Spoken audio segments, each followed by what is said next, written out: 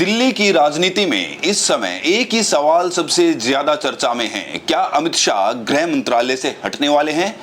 क्या मोदी सरकार के सबसे ताकतवर मंत्री की कुर्सी अब हिलने लगी है? क्या वो व्यक्ति जिसे बीजेपी का चाणक्य कहा जाता था, जिसकी रणनीति पर पूरी पार्टी टिकी हुई थी, जिसके एक इशारे पर बड़े बड़े फैसले होते थे, वो अब खुद अपनी कुर्सी बचाने की जंग लड़ रहा है? ये सवाल पिछले कुछ दिनों में इतनी तेजी से उठा है कि दिल्ली के हर राजनीतिक गलियारे में यही चर्चा हो रही है। हालांकि आधिकारिक तौर पर कुछ भी नहीं कहा गया है, न सरकार की तरफ से पुष्टि हुई है, न पार्टी की तरफ से, लेकिन अंदर की खबरें कह रही हैं कि कुछ बड़ा पक रहा है। एनडीए के अंदर बेचैनी है, सहयोगी दलों में असंतोष है, विपक्ष लगातार दबाव बना रहा है और सबसे बड़ी बात, जनता का मूड बदल रहा है। ये सारे कारण मिलकर एक ऐसी स्थिति बना रहे हैं जहां शायद पहली बार अमित शाह की स्थिति उतनी अभेद्य नहीं दिख रही जितनी पिछले 12.5 सालों में दिखती रही थी। पूरा मामला क्या है, ये चर्चा क्यों शुरू हुई और क्या सच में मोदी सरकार में इतना बड़ा बदलाव हो सकता है? इसे विस्तार से समझते हैं। सबसे पहले ये समझते हैं कि ये चर्चा अचानक क्यों तेज हुई है। इसकी शुरुआत जंतर मंतर पर हुए छात्र आंदोलन से हुई, जब दिल्ली के बीचों बीच बच्चों पर लाठियां चली, पैलेट गन का इस्तेमाल हुआ, आंसू गैस के गोले दागे गए, सादी वर्दी में पुलिस वाले घुसाए गए, तो पूरे देश में एक ही सवाल गूंजने लगा, आदेश किसने दिया? और सबकी उंगली एक ही तरफ उठी, गृह मंत्रालय की तरफ, क्योंकि दिल्ली पुलिस सीधे सीधे गृह मंत्रालय के अंदर आती है और गृह मंत्रालय के मुखिया हैं अमित शाह। तब से लेकर आज तक विपक्ष लगातार यही मांग कर रहा है कि अमित शाह इस्तीफा दें। संसद में भी यही मांग उठी, सड़कों पर भी उठी, सोशल मीडिया पर भी उठी, लेकिन अमित शाह ना संसद में जवाब देने आए, ना कोई सार्वजनिक बयान दिया। जब कोई बड़ा नेता इतने बड़े मुद्दे पर चुप्पी साध लेता है तो अटकलें अपने आप बढ़ने लगती हैं। धीरे धीरे बात यहां तक पहुंच गई कि क्या पार्टी अंदर ही अंदर उन्हें हटाने की सोच रही है? क्या मोदी सरकार को लग रहा है कि जब तक अमित शाह गृह मंत्रालय में हैं तब तक ये विवाद खत्म नहीं होगा? और यही चर्चा अब हर राजनीतिक बहस का हिस्सा बन गई है। इसमें एक और बड़ा पहलू जुड़ा है। सुप्रीम कोर्ट ने जंतर मंतर मामले की जांच के लिए एक हाई पावर कमेटी बना दी है, जिसमें पूर्व जज, पूर्व सीबीआई निदेशक और पूर्व डीजीपी शामिल हैं। ये कमेटी लाठीचार्ज, पैलेट गन, महिला प्रदर्शनकारियों के साथ बदसलूकी, फेशियल रिकॉग्निशन का इस्तेमाल, इन सब की जांच करेगी। जब कमेटी की रिपोर्ट आएगी तो उसमें साफ हो जाएगा कि गलती किसकी थी। अगर उस रिपोर्ट में गृह मंत्रालय पर उंगली उठी तो अमित शाह के लिए स्थिति बहुत मुश्किल हो जाएगी। यही डर सरकार को खा रहा है। इसीलिए कहा जा रहा है कि शायद सरकार इस रिपोर्ट के आने से पहले ही कोई बड़ा फैसला ले सकती है, कोई ऐसा फैसला जिससे नुकसान कम हो और जनता के गुस्से को शांत किया जा सके। भारतीय राजनीति में ऐसा पहले भी होता रहा है। जब दबाव बढ़ता है तो सरकारें मंत्रियों के विभाग बदल देती है या फिर इस्तीफे करवा देती है। अटल बिहारी वाजपेयी की सरकार में यशवंत सिन्हा और जसवंत सिंह जैसे बड़े नेताओं के मंत्रालय बदले जा चुके हैं। मनमोहन सिंह की सरकार में भी कई बार मंत्रिमंडल में बड़े फेरबदल हुए हैं और खुद मोदी सरकार में भी अलग अलग समय पर मंत्रालय बदले जाते रहे हैं। तो अगर अमित शाह के साथ भी ऐसा कुछ होता है तो ये कोई नई बात नहीं होगी। बस फर्क इतना है कि इस बार बदलाव किसी साधारण मंत्री का नहीं होगा, बल्कि उस मंत्री का होगा जिसे मोदी के बाद सबसे शक्तिशाली माना जाता है। यही वजह है कि ये चर्चा इतनी तेज हो रही है। ये कोई मामूली बदलाव नहीं होगा, ये पूरी बीजेपी के अंदर एक भूकंप जैसा होगा। देखते हैं कि जमीन पर हालात कैसे हैं। एक तरफ छात्र आंदोलन चल रहा है जो अब दिल्ली से निकलकर बिहार, झारखंड, बंगाल, आंध्र प्रदेश, गुजरात तक पहुंच चुका है। हर जगह छात्र सड़कों पर है, हर जगह पेपर लीक और नौकरियों की मांग हो रही है। दूसरी तरफ किसान परेशान है, गन्ने का सही दाम नहीं मिल रहा, फसलों की खरीद ठीक से नहीं हो रही। तीसरी तरफ बेरोजगारी अपने चरम पर है, युवा पढ़ लिख कर भी घर बैठे हैं। चौथी तरफ महंगाई ने आम आदमी की कमर तोड़ रखी है और इन सब के बीच सरकार से लगातार जवाबदेही मांगी जा रही है, लेकिन जवाब कहीं से नहीं आ रहा। जब सरकार जवाब नहीं दे पाती तो जनता का गुस्सा बढ़ता है और जब गुस्सा बढ़ता है तो कहीं ना कहीं से बलि का बकरा ढूंढा जाता है। राजनीति में यही होता है, किसी ना किसी को आगे करके जनता को दिखाया जाता है कि देखो हमने कार्रवाई की है। शायद इसीलिए अब अमित शाह के इस्तीफे की चर्चा हो रही है। पहले धर्मेंद्र प्रधान गए, अब शायद अमित शाह की बारी है। लेकिन एक बड़ा फर्क है, धर्मेंद्र प्रधान एक शिक्षा मंत्री थे, उनका हटना पार्टी के लिए कोई बहुत बड़ा झटका नहीं था। लेकिन अमित शाह का हटना पूरी सरकार के लिए एक बहुत बड़ी उथल-पुथल होगी। इसीलिए ये फैसला इतना आसान नहीं है। अगर वाकई ऐसा होता है तो अगला सवाल यह है कि गृह मंत्रालय की कमान किसके हाथ में जाएगी, और यहीं पर असली दिलचस्प चर्चा शुरू होती है। कई नाम हवा में तैर रहे हैं। कुछ लोग योगी आदित्यनाथ का नाम ले रहे हैं, हालांकि उन्हें उत्तर प्रदेश से दिल्ली लाना पार्टी के लिए एक बड़ा राजनीतिक जुआ होगा। कुछ लोग देवेंद्र फडणवीस का नाम ले रहे हैं क्योंकि वो संघ के करीबी माने जाते हैं और महाराष्ट्र में उन्होंने अपनी काबिलियत दिखाई है। कुछ लोग नितिन गडकरी का नाम ले रहे हैं जो एक अनुभवी नेता हैं और सबके साथ अच्छे संबंध रखते हैं, लेकिन कोई भी नाम आधिकारिक नहीं है। ये सब सिर्फ अटकलें हैं। बीजेपी की एक खासियत है, वो कब किसे मुख्यमंत्री बना दे, कब किसे मंत्री बना दे, इसका अनुमान लगाना बहुत मुश्किल होता है। बिहार में देखिए, कब सम्राट चौधरी को मुख्यमंत्री बना दिया गया, कोई नहीं जानता था। शिक्षा मंत्री का बदलाव भी अचानक हुआ। तो अगर गृह मंत्रालय में भी कोई अनजाना नाम आ जाए तो हैरानी नहीं होनी चाहिए। बीजेपी के फैसले हमेशा चौंकाने वाले होते हैं और यही उसकी रणनीति भी है। लेकिन इस पूरी कहानी में एक बात बहुत महत्वपूर्ण है, अमित शाह का हटना सिर्फ एक मंत्री का हटना नहीं होगा, ये एक विचारधारा में बदलाव का संकेत होगा। पिछले 12.5 सालों में मोदी और शाह की जोड़ी ने भारतीय राजनीति को एक खास दिशा दी है।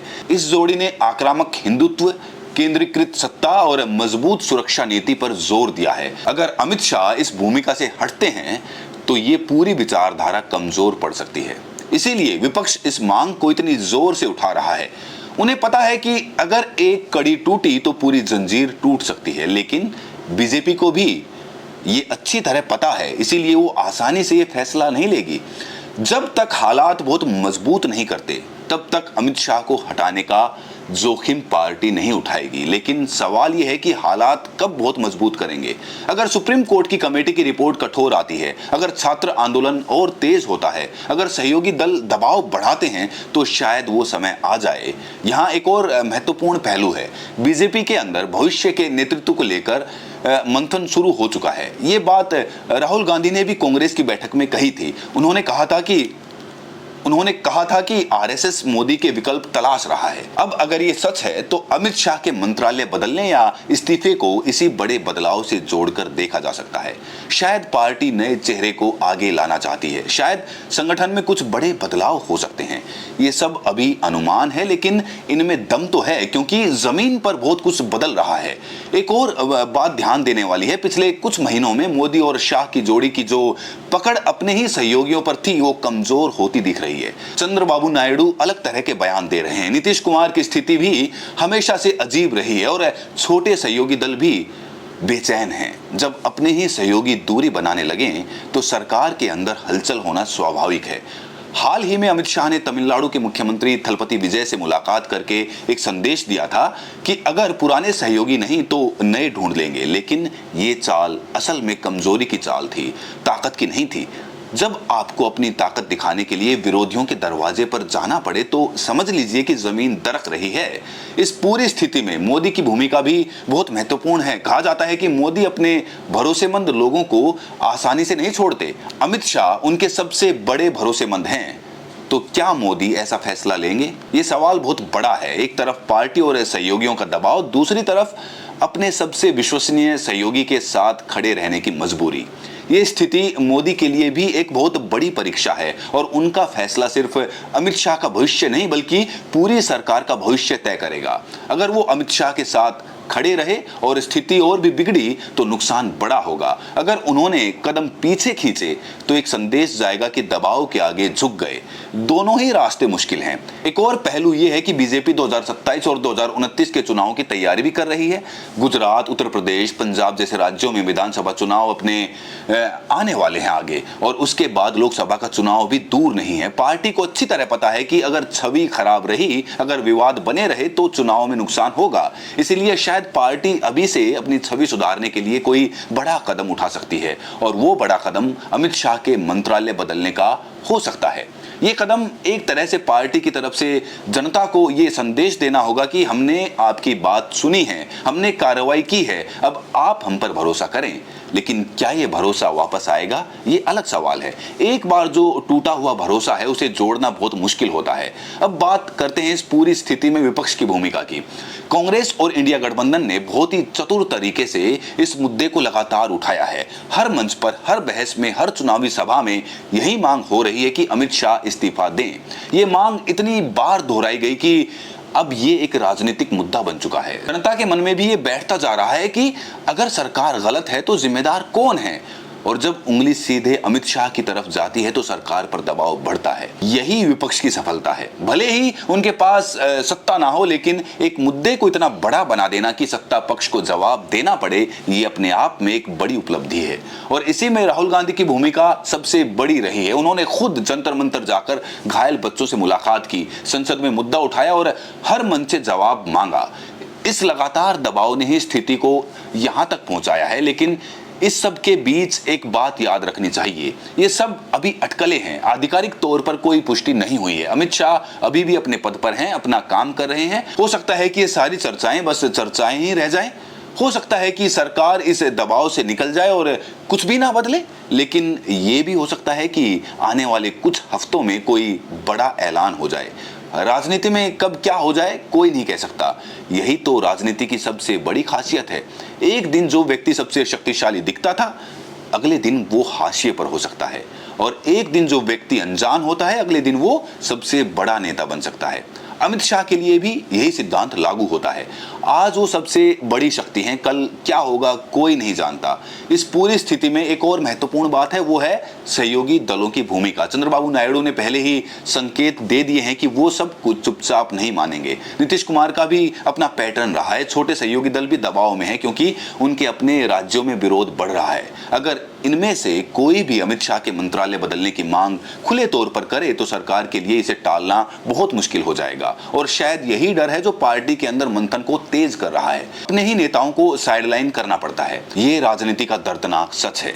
एक बात और है, जिस तरह भारत की न्यायपालिका इस समय सक्रिय हो रही है, जिस तरह से सुप्रीम कोर्ट ने जंतर मंतर मामले में जांच कमेटी बनाई है, चुनाव आयोग से डेटा मांगा है, फेशियल रिकॉग्निशन जैसे मुद्दों पर सवाल उठाए हैं, उससे ये साफ है कि अब हर कदम पर सत्ता की जवाबदेही तय होगी। और जब जवाबदेही तय होगी तो सबसे पहले सबसे बड़े पद पर बैठे व्यक्ति से पूछा जाएगा। वही स्वाभाविक है। अमित शाह गृह मंत्री हैं तो हर आंतरिक सुरक्षा और कानून व्यवस्था के मामले में उनसे जवाबदेही मांगी जाएगी। और अगर वो जवाब नहीं दे पाते या जवाब देना नहीं चाहते तो सवाल और बड़े हो जाएंगे। यही स्थिति उन्हें एक तरह से बंधक बना रही है। ना चुप रह सकते हैं, ना बोल सकते हैं। इस पूरी कहानी का एक और पहलू है जो आम जनता को समझना जरूरी है। मंत्रियों के आने जाने से हमारे जीवन में क्या फर्क पड़ता है? असल में बहुत बड़ा फर्क पड़ता है, क्योंकि मंत्री जो नीतियां बनाते हैं उनसे हमारा रोजमर्रा का जीवन प्रभावित होता है। गृह मंत्रालय की नीतियां हमारी सुरक्षा से जुड़ी है, हमारे शहरों की व्यवस्था से जुड़ी है, हमारे अधिकारों से जुड़ी है। तो जो व्यक्ति गृह मंत्री है उसकी सोच का सीधा असर हमारी जिंदगी पर पड़ता है। इसीलिए ये चर्चा सिर्फ राजनीतिक चर्चा नहीं है, ये हम सबकी जिंदगी से जुड़ी चर्चा है। हम सबको जानना चाहिए कि कौन क्या फैसले ले रहा है, क्यों ले रहा है और उसका हम पर क्या असर पड़ेगा।